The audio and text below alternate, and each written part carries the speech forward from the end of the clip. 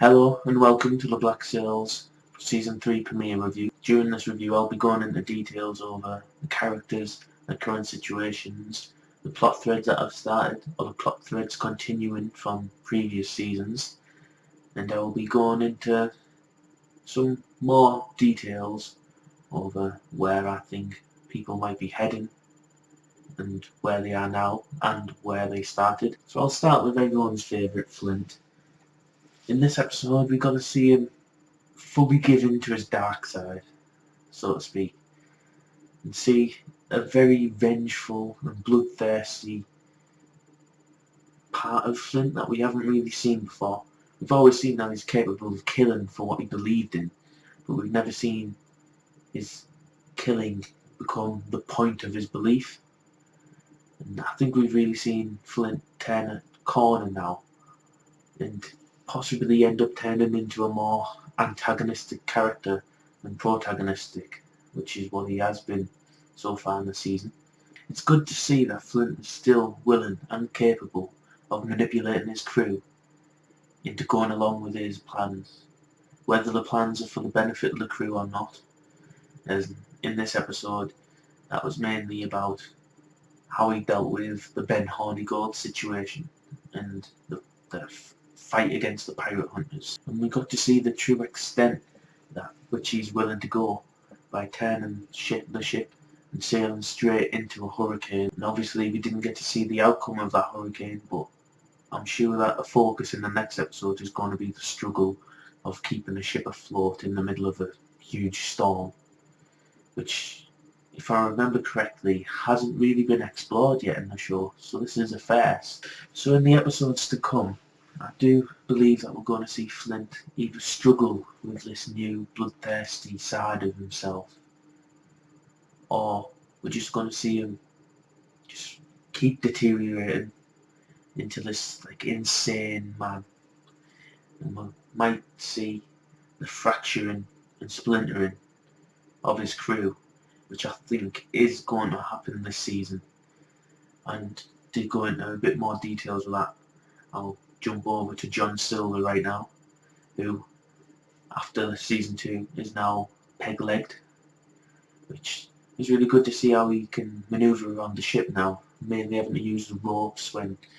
the ship's in combat or when the ship is rocking by the waves. He has to always sort of prop himself up as if he's not quite used to having only to balance on one leg yet. And the scene for me that especially stood out for John Silver was him being told by the ship's doctor that his leg is still rotting or is in serious danger of being infected further if he keeps up with using his peg leg, because the leg isn't designed to be used on an amputation that's so fresh still. And to see John Silver, who did start the show as a coward and afraid of pain and conflict and anything that could be harmful for him, it's very interesting to see that he is willing to don this peg leg despite the pain it's putting him in and the risk of further amputations. I do think this side of John, which has evolved from the coward into the respectable crewman, is also shown in the fact that he is willing, or at least partially willing at the moment, to stand up to Flint and try and get Flint to stand down to his opinion. And we saw this in how he is opposed to Flint leading the vanguard on these assaults on the towns which are hanging pirates. I do believe that the conflict between these two is going to continue to escalate throughout the season until John mutinies or defects or just leaves the crew, fracturing it. So John will have his own pirate ship and Flint will have his own,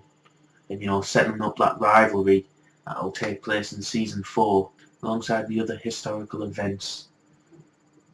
which the show is also covering. Another thing I wanted to point out about this episode in Flint and John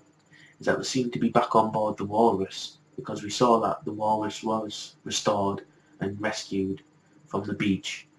at the season 2 finale. So I am interested in finding out what happened to the Spanish man of war and who is in control of the vessel, or if it's just being used to defend Nassau while the fort is being reconstructed. But enough about the walrus and Flint's pirate crew. Let's jump to Nassau and start talking about some of the proceedings that went over there. And I'll start with Charles Vane, because it seems that he's matured a bit and has realised that for the pirates to exist and for his way of life to continue, he needs to ally himself and form bonds with the other pirate crews and not be out just for himself. And it was interesting to also hear that he is the person that moderated the deal between Jack and Flint over what was going to happen with the Ark of Gold, since Jack claimed that gold despite Flint having put blood, sweat and tears into it. And another way we got to see how Vane had progressed as a person was in his willingness to capture slaves and use them, but not necessarily wanting to do that. It was very interesting to see how Charles understands the situation a bit more and isn't as single-minded as he once was. And I did think it was a good character moment to sort of have him vocally ask whether they were going to eventually turn into the thing that they hated the most, and the reason why they broke free from the English or the French or the Spanish, however they got to where they are. And it is a good question to ask, because I do think that might be one of the primary themes of this season is, will the pirates degrade themselves into English views and English methods to prevent the English from reconquering Nassau? And since I mentioned him, briefly talking about Charles Vane, I guess we'll jump over to Jack Rackham now. And that guy just can't seem to catch a break. I mean, even after he gets 2 boatloads full of gold, he must have still had to have dealt with some shit from Flint and Vane and the many other pirates that had their hands already deeply in that gold pot. So I thought it was pretty satisfying to see how Jack literally started this season on the shitter. I also did feel some sympathy for Jack in the situation of rebuilding the fort, especially because it felt like people wanted to take advantage of him. And with the way Jack is and how he mainly focuses on the intellectual side of things and not so much the physical, I can see how the pirates of Nassau would attempt to take advantage of him and think that they could get one over on him by repeatedly asking for more gold while only doing a fraction of the work that they would have done otherwise. And the scene between Jack and Charles, especially with Jack trying to explain the reason why he sent Charles to capture slaves, was a very well written scene, and it gave a side of Charles and Jack that you never really seen much in the previous 2 seasons. You know, we've always known that they served on the same ship together in season 1, but that friendship sort of fell apart relatively early on in the show. And it was only in this one that I felt like they really did have like a camaraderie that until then really hadn't been shown. And again, because Jack just can't catch a break, he's also being attacked from a personal point with Anne and Max, and Anne especially being caught in between the two and attempting to get them both to work together despite each of them having a different view on how to handle the gold and how to handle the operations of Nassau and other aspects like that. And again, I think that is going to be another conflict that will come to a head in this season. Let's talk about Max, who has at this point essentially inherited the power and network that Eleanor was in control of before she was untimely captured by the English. Now, while Max hasn't been my favourite character in the show, mainly due down to the acting and some of the dialogue she's had, I do think it's a good direction to take her in having her be over her head and not quite knowing how to deal with the amount of power she has, or how to operate the Nassau, or how to better protect it, and how to juggle all the different plates that Eleanor was. And because of this, I did enjoy the scene where Max was in the bath and Anne came to talk to her. And I also thought it was quite interesting to see that Max may want to possibly melt down the gold, or at least make gold bars instead of gold coins, to make it more movable and to get it out of the fort, because the fort isn't a safe place to put it, and because we know what the English are planning, it is a good move on Max's part to attempt this. We will just have to see if she does this with the permission of the other pirates, or whether she's going to go behind their backs and do this on the sly. So that is a plot that is going to progress throughout the season, and again, there's so many ways it could end, and it's hard to pin down right at this moment. I've pretty much covered what I wanted to about Nassau, so let's jump over the pond and go to England and see how Eleanor is dealing, and her trial, and how that's proceeding. What this show has always been good at is melding the prequel aspect of Treasure Island to real life history, and Eleanor's scene in this episode in particular was a very good way to deal with this, because it accomplishes two things. It got Eleanor back into the main fold despite being taken away from it in the season 2 finale, and it also puts in a historical figure in Wood Rogers into the story and inserting them in a position where he will be a threat to Nassau and the pirates' way of life. And Eleanor's scene, even though it was only the one, had a good way of using cinematography to imply information. When Wood Rogers asked who was possible allies and who was possible enemies, Eleanor, mainly I think because she's been out of the fold and hasn't realised Flint has fell off into the deep end, has pinned Vane as being the only one standing in the way of the English taking control back. And again, we can only really confirm this because she hands him the paper, he reads it, she says that he's the only one standing in the way, and it immediately cuts to Charles Vane. So that's the only evidence we have, but I think it's pretty solid evidence, and again, the show is competently made and has used cinematography to give story elements rather than just spouting it to us prior to this. It does make sense for Eleanor to pull this move and put Vane directly in the crosshairs of the English. And this is because of Vane killing her father as revenge for what she had done.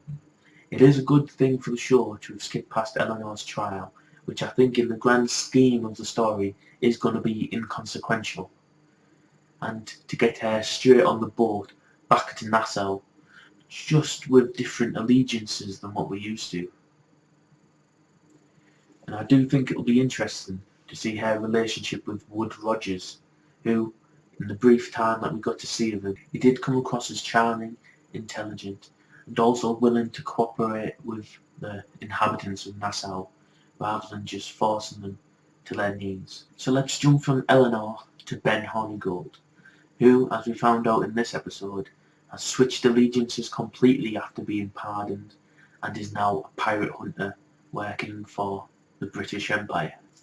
And I believe he was also a very successful pirate hunter, mainly because he knew the tricks of the trade and how to manipulate the pirates, which we saw here in this episode when he laid that trap of having just the ghost ship,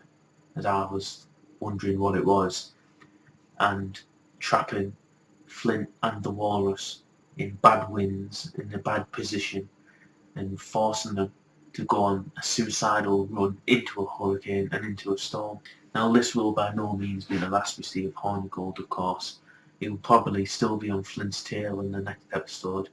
and I think he will team up with Wood Rogers once he arrives at Nassau, and he will be biting at the heels of Flint, of Vane and Jack Rackham. and all the other pirates currently operating. Now, saving best for last, let's talk about the introduction of Blackbeard. Now, I don't know about you all, but I was certainly excited in the first ever episode of Black Sails when the pirates take John and they say, "Oh, you're gonna go meet Blackbeard," and you're thinking, "Oh, jumping right into the good stuff, getting to see the most famous pirate of all time." Then obviously it was a woman with a different type of beard than what we were expecting. But in this episode, we did finally get a chance to see Blackbeard in his true glory, and I loved every minute of his introduction. Mainly because he didn't come across as a brute, like some people might have been expecting, but he was very eloquent, he was very articulate, he was intelligent, charismatic, and of course, he was an ultimate badass. Tying into the historical side of the show, Blackbeard was a pirate who retired and then came back into his ways because of Charles Vane. Now him and Charles Vane in history were close allies, and when the ship was hitting the fan, Charles reached out to Edward Teach and got him back into the conflict as an extra pair of hands, and for Queen Anne's revenge, which historically was meant to have held over 40 cannons. That's a whole load of fucking cannons. But there's not much else to say about Blackbeard. He had a great introduction, and it ended off with him asking where Charles was, so we'll get to see the history between them two in the next episode, which I wonder if they're going to play with and maybe have them not on so good of terms at first. Well, I am excited to see where they take him in this season, and again, this is a great premiere. The pacing was good, the cinematography was great. This show's just pulled me right back into the fray and has me eagerly waiting for the next episode. So if you're watching this, I hope you enjoyed hearing my thoughts and opinions, and I hope you join me again next week for talking about episode 2. Now, see you later.